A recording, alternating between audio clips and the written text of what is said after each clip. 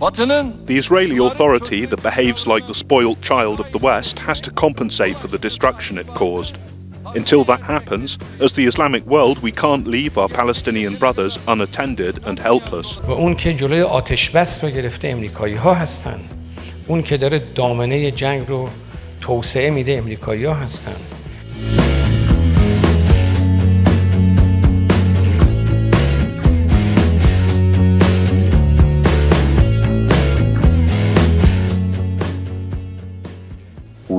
We know what terrorism means in France, but I think there is no justification precisely to attack civilians. De facto, today civilians are bombed. De facto, these babies, these ladies, these old people are bombed and killed. There is no reason for that and no legitimacy. So we do urge Israel to stop. Konferensi tingkat tinggi luar biasa Organisasi Kerja Sama Islam OKI dan Liga Arab pada Sabtu 11 November 2023, mendesak diakhirinya operasi militer Israel di jalur Gaza. Şu an 11 bin çocuk, kadın öldürüldü.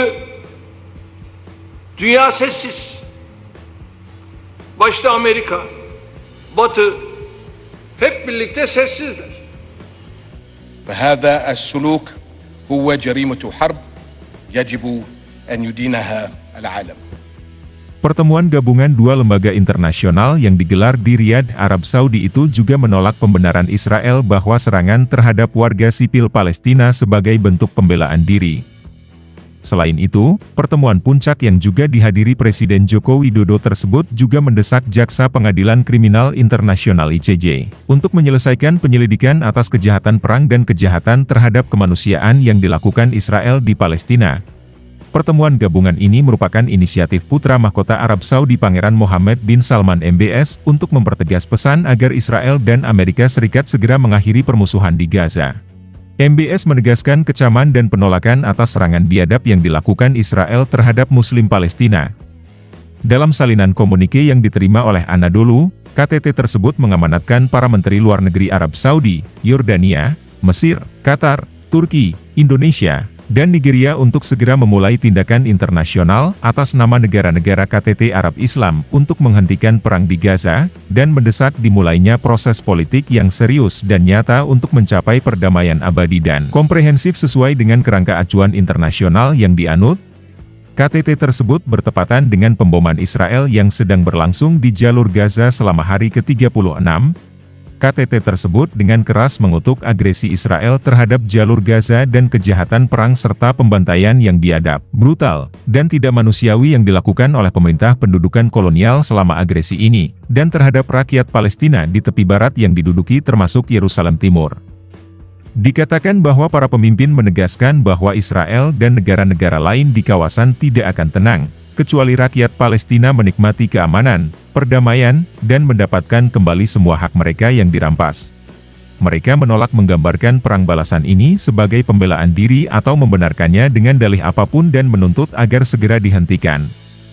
KTT tersebut meminta semua negara untuk berhenti mengekspor senjata dan amunisi kepada otoritas pendudukan yang digunakan oleh tentara mereka dan pemukim teroris untuk membunuh rakyat Palestina dan menghancurkan rumah, sekolah, rumah sakit, masjid, gereja dan semua properti mereka.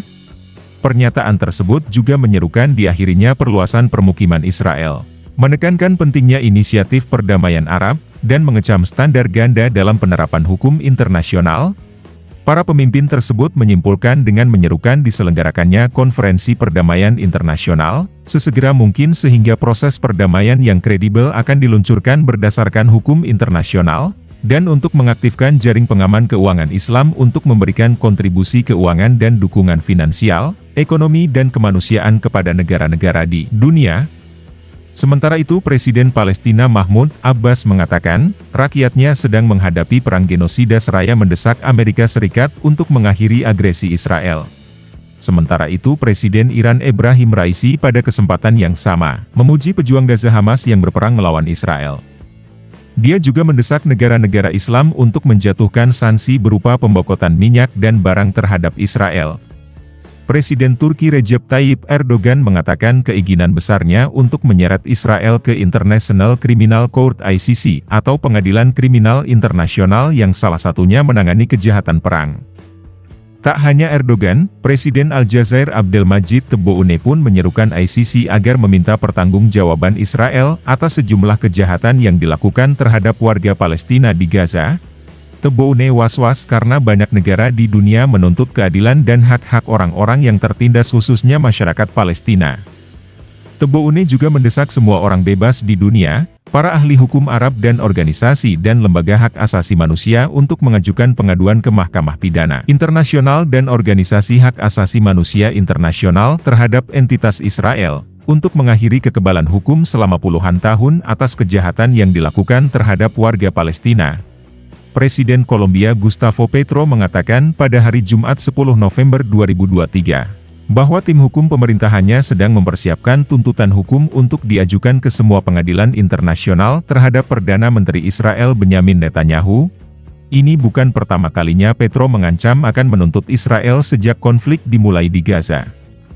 Petro telah mengumumkan bahwa Kolombia akan membantu pengaduan yang akan diajukan Aljazair ke Mahkamah Pidana Internasional atas kejahatan perang yang dilakukan oleh Benyamin Netanyahu dalam kerangka perang dengan kelompok Islam Hamas.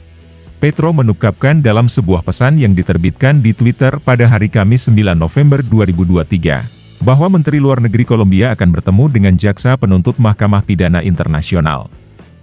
Presiden Kolombia telah mengutuk serangan Israel ke Gaza melalui media sosial dan pidatonya, dan bahkan mengancam akan menangguhkan hubungan dengan negara tersebut.